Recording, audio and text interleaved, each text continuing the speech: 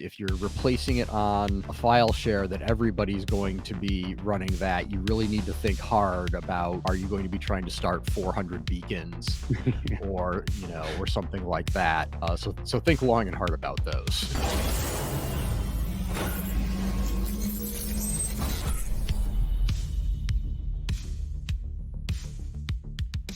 Hey, good afternoon and welcome everyone. I'm Justin Palk, Senior Security Consultant at Red Siege, and with me I have... Corey Overstreet, also Senior Security Consultant here at Red Siege. Oh, and I gotta say it, I know we say it every time, but JCon, I love the intro you've put together for us. It's really great. So, Yeah, those things are awesome. Yeah. So today we're here to talk about attacking Active Directory. Active Directory is a huge topic. There's a lot of ground to cover.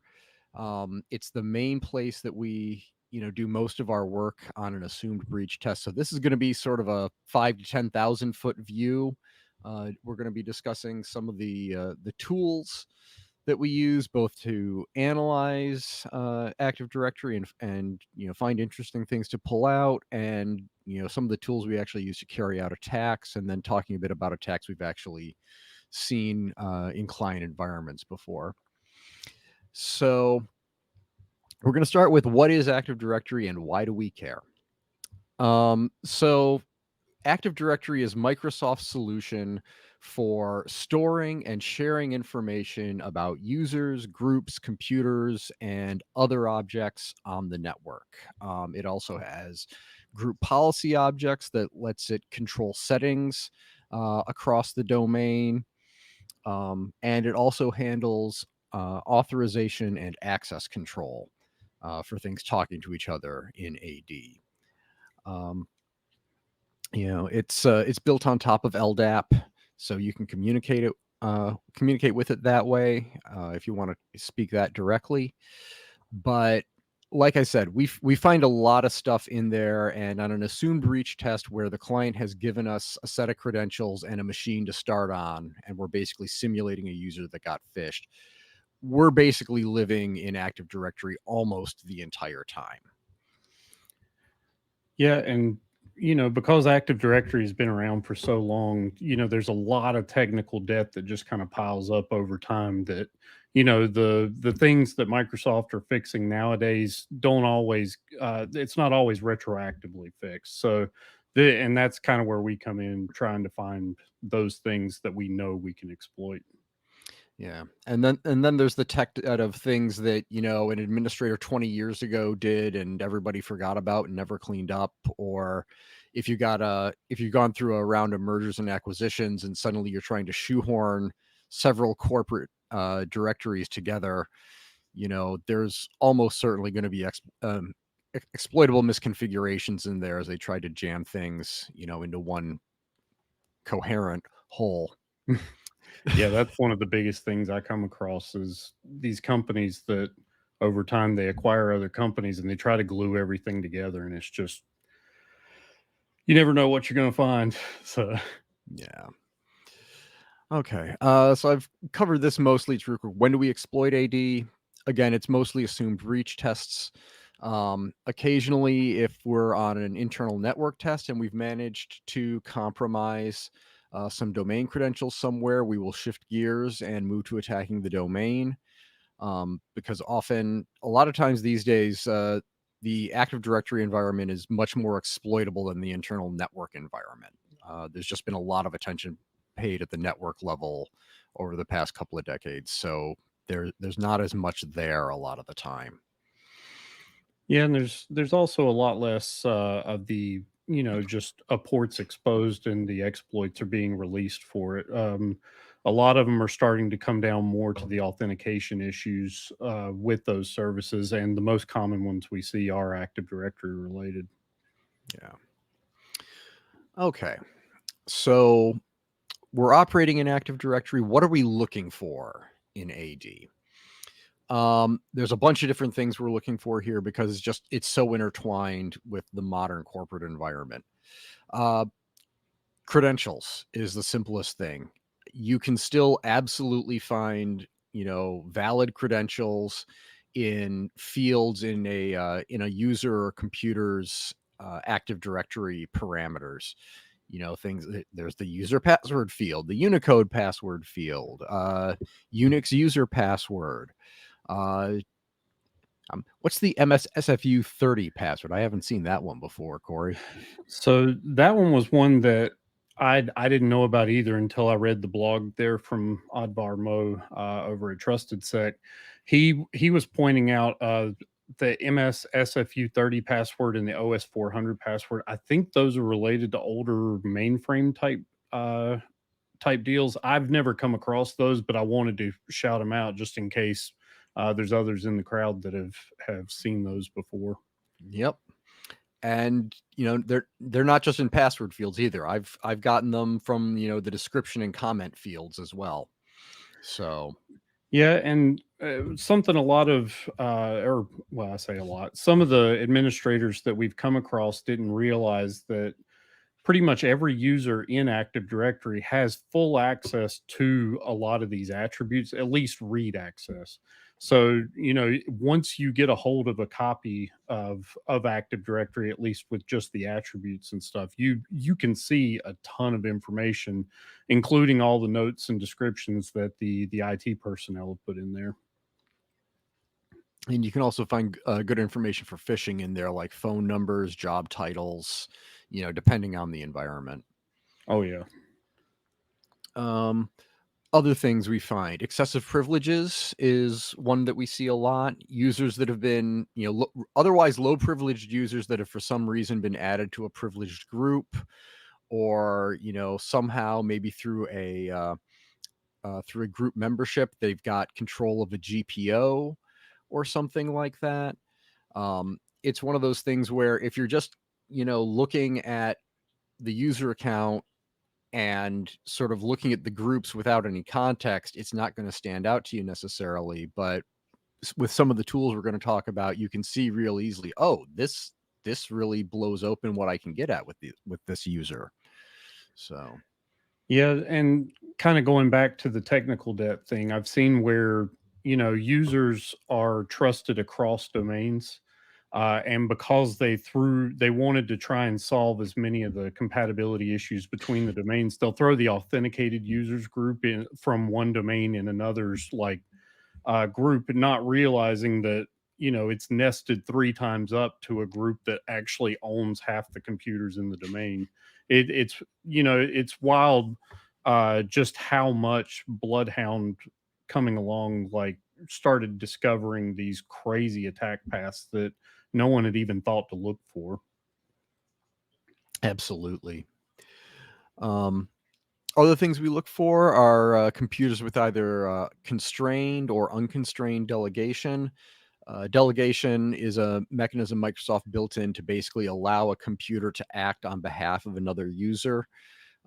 Unconstrained delegation means that computer can basically go anywhere in the network, talk to any service, and say, "Hey, I'm this guy. I'm acting on behalf of anyone from a domain user up to a domain admin account if it's got a cached Kerberos ticket for it." Constrained is, it's more limited. It's usually for one service on one host, and you can't go anywhere else with it. But you can absolutely use it to impersonate an administrator on a host you haven't gotten access to yet. Yeah, and a big thing we see with the unconstrained delegation systems, it's not always just domain controllers. Sometimes you've got like a web service that needs to impersonate users, like say it's a password reset portal, something like that. Or sometimes you just see SQL services that need to write as different users at different times, and I've actually come across that more than a few times. Yeah. Other things we're looking for, abusable ADCS templates, Active Directory certificate services. These are ones. Let's see. The Spectre Ops guys pointed this weakness out a few years ago in what was it? Certified Pre-Owned was the white paper, I Hmm. think, and basically showing all the sorts of different misconfigurations you could make to an ADCS template or to a certificate authority that could make it exploitable. you've got certificates that can be set up so that one person can request them, but they can add a second person to the certificate, and it could be anyone. Um, it's possible, and there's no third party approval required for that. That's a flag you can turn on, but it's not on by default. Um, the authority, someone may have the ability to modify a template and so make it do whatever they want it to do in terms of authentication, or even modify a certificate authority. Um, so there's a lot of things there. For the past few years, we've encountered that a lot in our client environments, and when we do, it's basically the easy button for a 5-minute domain takeover if some of the worst vulnerabilities are there. So Yeah, and what some administrators don't realize about that is, say, we abuse this and we generate a certificate for a user. Even if they go change the password for that user, it's still a valid form of authentication as that user, and it will be good until the certificate is actually invalidated expired. by time. Yeah, expired. There you go. So that can actually be a big issue too, even if they do remediate the ADCS issues. Those certificates are still good as long as that's the only thing they changed was the password. Yep. Something else we see sometimes is GPOs containing passwords, maybe used for starting a service or running some other sort of executable via GPO. You can find those occasionally. Trying to think, are there anything other ways you'd have a password in a GPO, Corey? Not that I can think of, not that I've seen before Okay. anyway. Okay. Yeah, GPOs are kind of a touchy subject because we do see attack paths with them, but it has the potential to affect a lot of people. So we have to be very careful with the way we mess with them. Got a quick question from Patrick Double asking if the certificate could be added to a revocation list. I'd imagine so. I've not delved deep enough into ADCS. Corey, do you have any Yeah, so idea? if you can add it to revocation list to revoke it, you can invalidate it that way. But the point I was making earlier was mainly that administrators think that, like, let's say they had a breach and someone used that to authenticate, that certificate is still good until it expires, unless it's revoked. Yeah. So, yeah, that was the big thing. But yeah, you can revoke it after the fact. Yeah. So basically, the admins have to realize that the certificate itself is still good and still out there, and think to remediate that specifically. So, let's see. William Wallace, aside from generating certs for users, what are some ways you typically perform persistence on the environment? Um, I haven't done a whole lot of persistence lately because I haven't really done any red teams lately, and our A/B tests, we're not usually trying for persistence. Corey? Most of the persistence that we're performing isn't always Active Directory based. It's more kind of host based, where you just ensure that your payload continues to run, like at startup or when the users authenticate. But as far as Active Directory goes, if you can work your way all the way up and steal the Kerberos ticket granting ticket, the KRB TGT account, that's how all of the skeleton key and the golden ticket, silver ticket type attacks work. But outside of that, most of the persistence methods that we use aren't necessarily Active Directory based. Yeah. I mean, I'd imagine you could, you can add a user, you could modify a GPO to run a startup task or something, but yeah. So, other things that we're looking for. Something else that we might see in a GPO would be if it's pointing at a logon script or a startup script or something that's, maybe it's old, that script isn't there anymore. And if it's in some place that we could replace it, that gives us a method to get code execution, either at user logon or startup. Sort of like Corey was saying about GPOs generally earlier, you want to make sure that that's on a particular host. If you're replacing it on a file share that everybody's going to be running that, you really need to think hard about, are you going to be trying to start 400 beacons or, or something like that. So think long and hard about those. Yeah, the biggest thing is too, you have to think about, or at least we have to think about, what happens after the test. If the administrator isn't necessarily as well versed on how to go back and repair that GPO, or there's just some unintended side effect. We don't want them still cursing our names, 12, 18 months later. So Yep. Another thing we can look for is the ability to add computers to the domain. That's governed by a attribute on the top level domain called MSDS machine account quota. By default, that's set to 10, which means that any domain user can join up to 10 computer objects to the domain. Um, and that is good. It plays a part in the attack path for exploiting role-based constrained, resource-based constrained delegation, because we need control of a computer object to do that. And those computer objects, if you are actually able to attach a real computer, say via a proxy or something to the domain, most of the time those computers end up in the computers group rather than any specified OU, which means it's not going to get GPOs applied to it. So you can get the benefits of a domain joined computer without, any protections that may be being applied by GPO.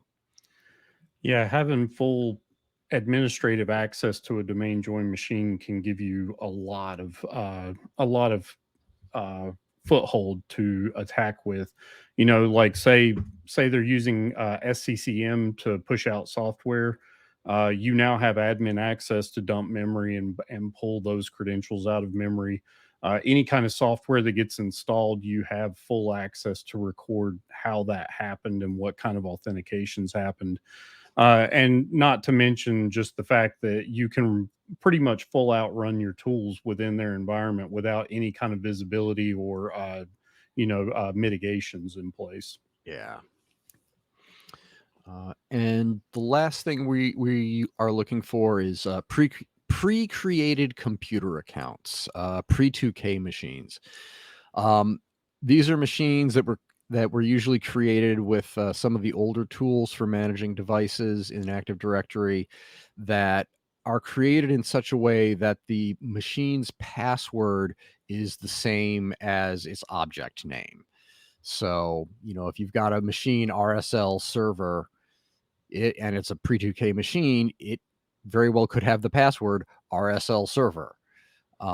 Again, that's another good way to get control of a machine that you can, use for um, you could use for RBCD, and you can, if you can get onto the host in another way, now you've got the host password, so you can elevate privilege there pretty easily. Yeah, and we'll talk about this a little bit more later, but going back to the Active Directory certificate services, sometimes domain computers are the only things that can sign up for a vulnerable template.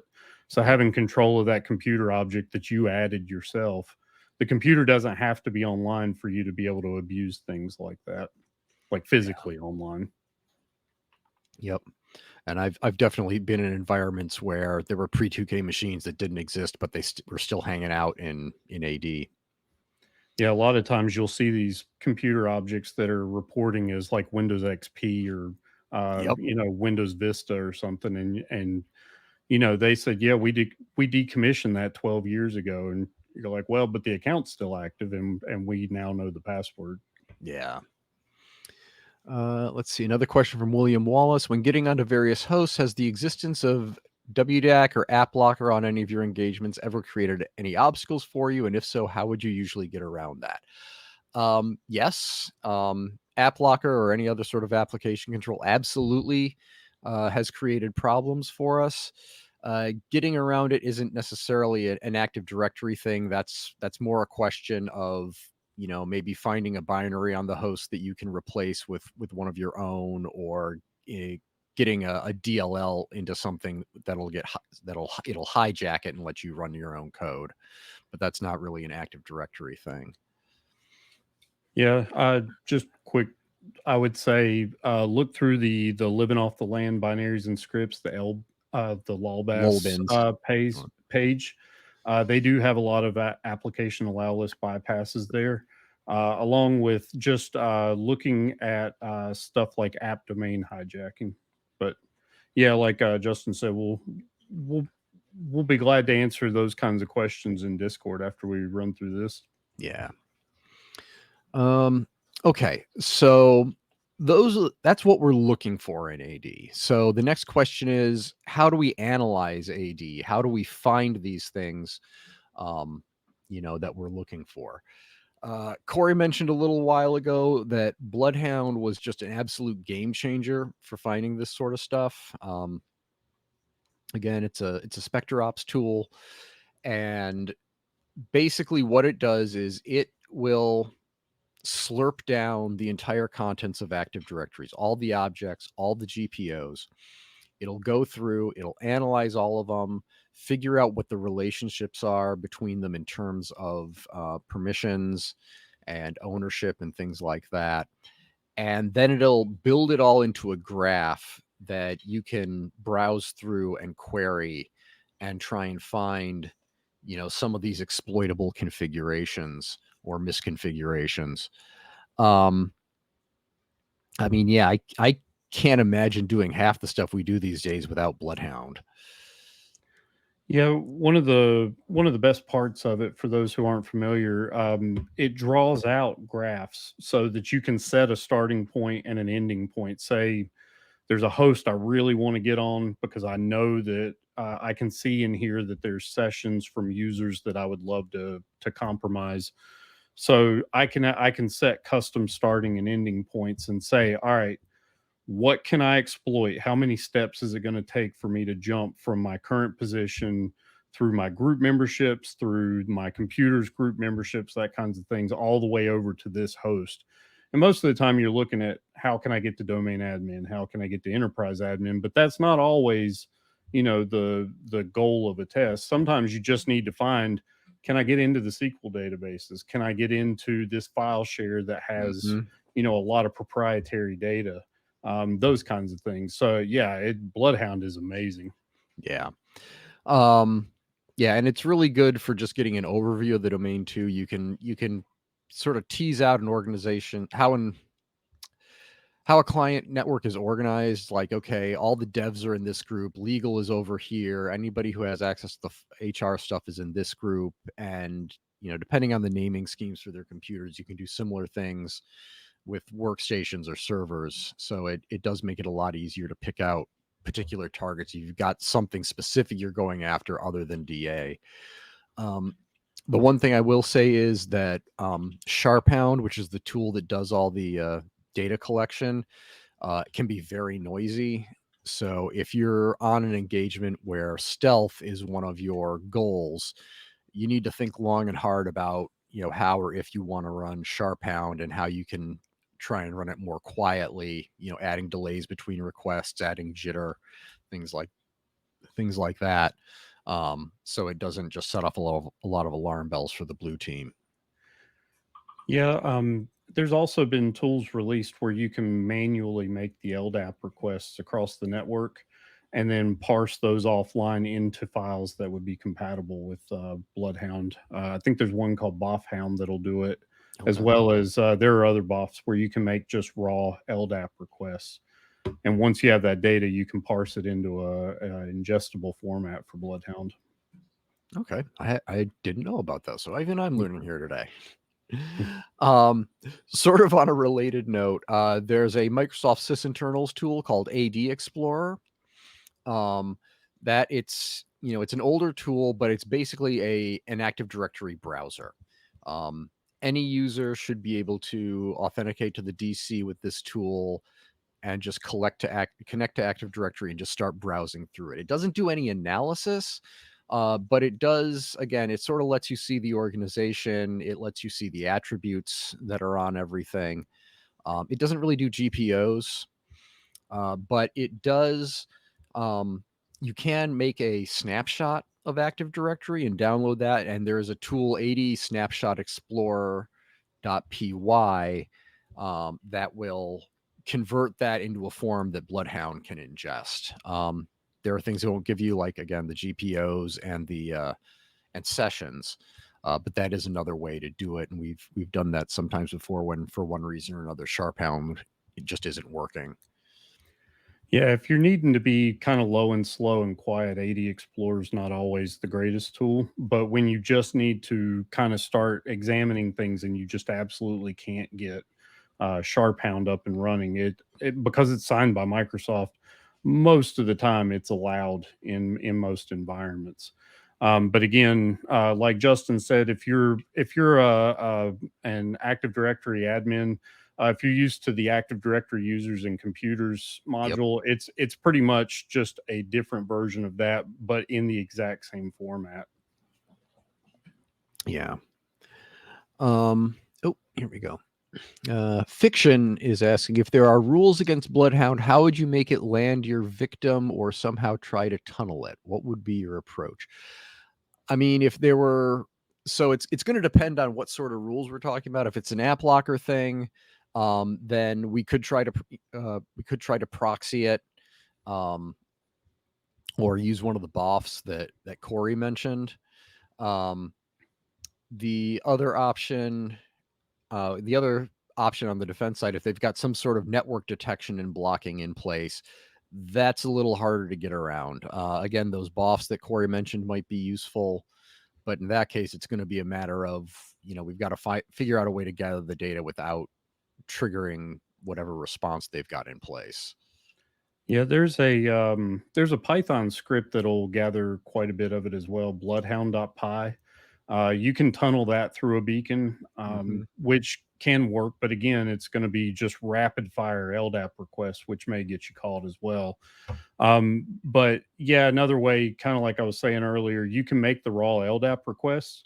You can also, so I was on a test one time where we actually made, we did the Sharphound request each of the collection types one at a time over the course of 2 or 3 days, and that was slow enough that they didn't catch on to that, and we were able to compile all that into Bloodhound data.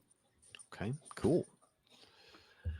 Um, let's see. I'm going to mention a tool that I haven't actually used yet, but it looks very interesting. I'm looking forward to getting to try it out on an engagement. It's called Grouper, GROUP3R.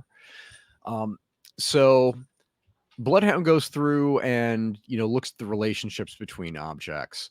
Grouper goes through and looks at the contents of GPOs. And it is searching for credentials being used to start services. It's looking for those scripts or executables that may not actually exist anymore and could be replaceable.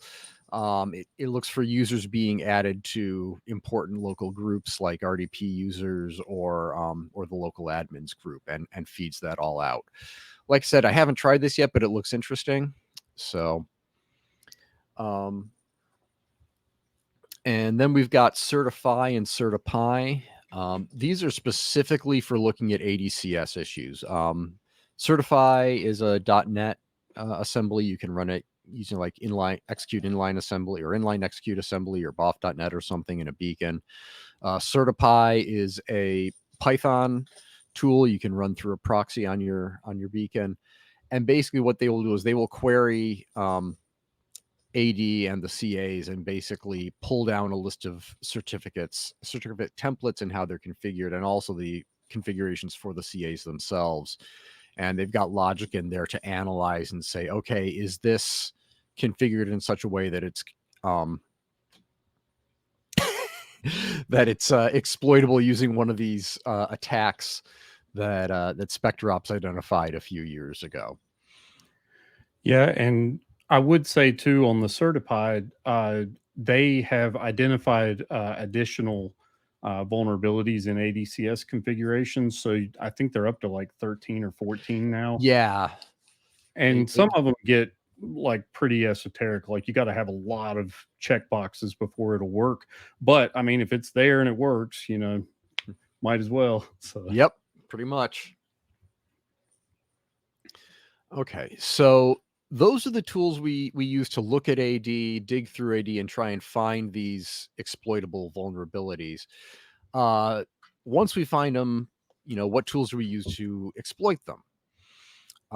So a lot of the stuff you're doing in AD, a lot of it is going to be either exploiting permissions issues to manipulate Kerberos, or it's going to be exploiting permissions issues to manipulate AD attributes. So for Kerberos, our sort of Army knife is Rubius. Um, it can do AS rep roasting, Kerber roasting. Um, it can list out what tickets are available on a host. It can dump them out. Um, you can do I'm gonna mess it. S for you to self and some other sort of reflective authentication techniques. It's really our go-to for most Kerberos interactions. yeah, used to when we would get admin on a system, like we were just jumping up the system, dumping memory, and looking at for credentials in memory. But really, I mean, most security products nowadays worth their salt are watching for that kind of Yeah, thing. But once you're an admin, you can actually access any and all Kerberos tickets in memory. So, and they're usually good, I think by default for like 10 hours, 12 hours, something in that neighborhood. something like So that. yeah, so if you've got an automated service that's logging in using Kerberos, or if you've got you're on a system where there's a lot of traffic with multiple users, as soon as you have their TGT, their ticket granting ticket out of memory using something like Rubius, you can effectively become that user in your session. Yeah. Um, a couple other tools for both querying Active Directory and modifying certain key attributes we sometimes need to mess with are PowerView, which is the older PowerShell based tool, and then SharpView, which is a .NET reimplementation of most of what PowerView does. Um, Again, these are good for making targeted Active Directory queries, getting information on a particular object. Um, but you can also do things. Uh, you can change the what machines are allowed to do constrained delegation on behalf of another host that you control. Again, back to that RBCD attack. Um, they can look at other attributes that may be fine. You can use that to find that MSDS machine account quota value we described earlier. There's a lot of good sort of commandlets in there um, that'll give you a lot of information if you use them properly and let you make the little tweaks you need to. Yeah, and one of the things, not quite Active Directory related, but one of the biggest things we used to use PowerView for all the time was the find interesting domain share file. You just run that, it finds every accessible share out there and then looks at the file names for certain key phrases and dumps those out to a list. We've since updated that to use a tool called Snaffler, which goes a step further and kind of parses the contents of the files as well. But yeah, PowerView, that used to be our go-to for finding just usually plain text creds laying around on accessible shares. Yep. Let's see. Next, we've got Impacket. That is a Python project that I think Fortra is currently maintaining. It's got a lot of individual standalone tools. It does some of the things that PowerView and SharpView do, and it does some of the things that Rubius does. So, you can use it to request Kerberos tickets, including authenticating with a certificate that you got from Certify or Certify. You can use it to add a computer to the domain. You can uh, it's got a SMB client. It's got SMB exec and PS exec. You can use it to pull down some information on domain users. You can use it to change a domain user's password if you've got the permissions for that. Again, this is another good one that you can just run locally on say your Kali VM and then proxy through a beacon into the network. So you don't have to worry about getting detected in memory. Yeah, one of the biggest things that we do as soon as we get domain admin and we know we've got a direct path to download the Active Directory credentials, there's a tool in there, Secrets Dump, Hmm. that will parse the NTDS remotely. Now it can be detected, but I mean, most of the time we get away with just firing it off at a DC and pulling everything down. But if you are able to extract either the Active Directory database or the local registry hives, you can extract credentials from those as well Yep. and do it all locally. Yeah. And now you've got all those passwords for cracking, and you've got, NTLM hashes and everything. So yeah, that's good. You want to talk a bit about stand-in, Corey? Yeah, so stand-in is kind of another Active Directory tool. It's a .NET assembly that gives you a lot of options for looking at attributes. But one of the most common things that I use it for is it's real easy to query the domain to look at the machine account quota, which was what we were talking about earlier with users being able to add or create computer objects. And so once you see that the value is above zero, you can use stand-in to create a computer object which you can then use for later attacks. And you can specify the password for the computer object, or you can just let it give it a random password. So that's the most common thing I use it for. But the help menu is pretty huge. There's a lot of options for it. Cool. Um, then we've got Pre2K. That is a scanner for those pre Windows 2000 accounts we mentioned earlier. You can either give it a list of computers to scan, or if you give it credentials, it'll connect to AD, pull down a list of computer objects, and just scan them all, basically testing their own host name as the password, and it'll let if it finds anything. Um, Single purpose, but it can be very valuable, as opposed to trying to go find these passwords all on your own. Oh yeah. Um, some other tools just for sort of specific attacks. We already mentioned Certify and Certify. Those don't just scan the CAs and Active Directory for template misconfigurations and whatnot. They actually have the ability to exploit some of those. So you can use them to request a certificate that's good for you. And oh, by the way, domain administrator.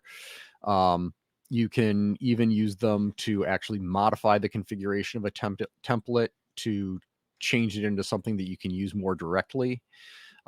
Certify, I know, also has the ability to put the template back to what it was Yeah. before, which is good. Um, let's see, PowerMad. I'm trying to think. Does that do anything other than add computers, Corey? Or I think you can mess with the AD IDNS as well. So you can actually create Active Directory DNS entries so that you can direct traffic back towards your host. I may be misremembering that, but I'm pretty sure that PowerMad did that as well. okay. And then there's a tool called Sharp GPO Abuse that will let you modify GPOs that you have control over. You can create instant tasks. You can add users to the local admins group, things like that. Again, be very cautious messing with GPOs, particularly with GPO sharp abuse, because it doesn't provide any way to back out the change you've made. So somebody with direct access to a domain controller is going to need to go in there and modify whatever you did and undo it manually. So So that's sort of it for the tools we use to look at and then attack Active Directory. So the question then becomes, okay, what do Active Directory attacks look like? What have we actually seen in client environments? Um, so I know I had an interesting one earlier. I was on a 2-week AB. I was just going through file shares and I find this account. It's a developer account, but when I look at it in Bloodhound, for some reason, it's a member of the account operators group. And account operators, if you don't know, It gives you the ability to create accounts, but it also gives you the ability to modify most computers, users, and groups in the domain. So you can add people to almost any group you want. Um, you can change passwords. You can create computer objects. You can modify uh, AD attributes on some things. Um, it it really you can read lapse passwords on computers that have lapse enabled. It's not domain admin, but it's the next best thing.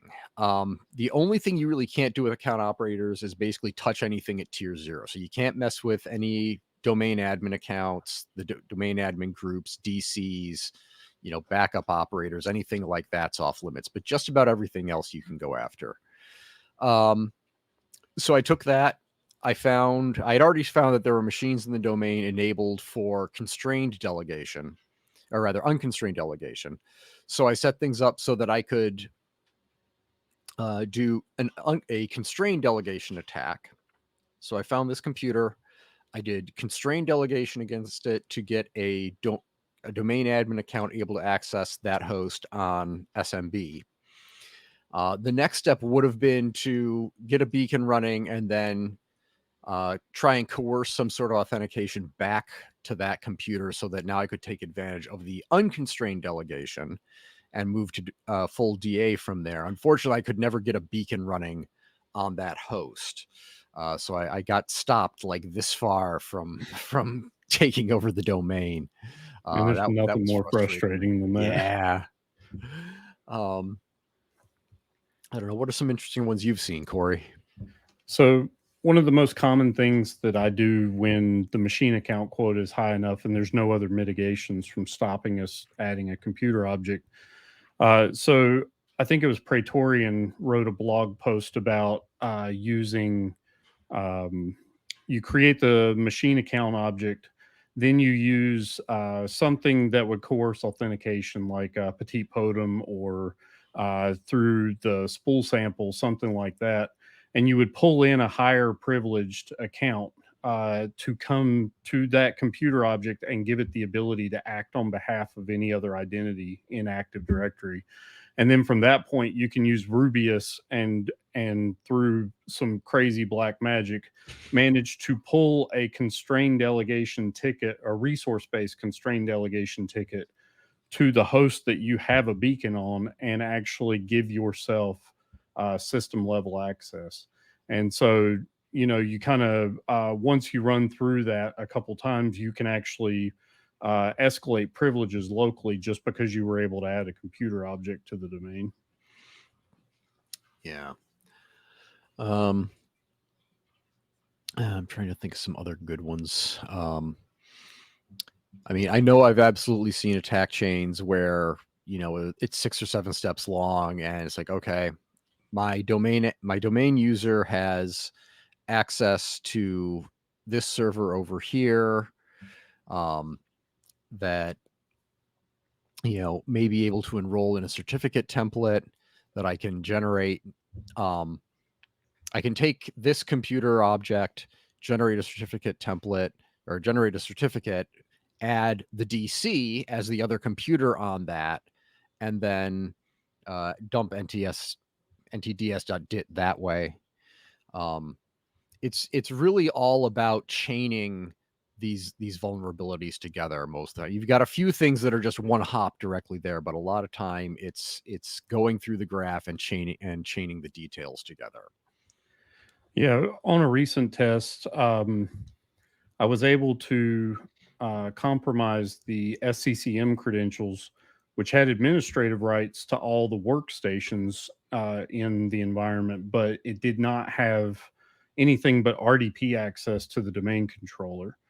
And because they had pretty formidable endpoint protections, I couldn't just do the whole like get local access to the domain controller, grab a shadow copy, pull out the files I need, that kind of thing.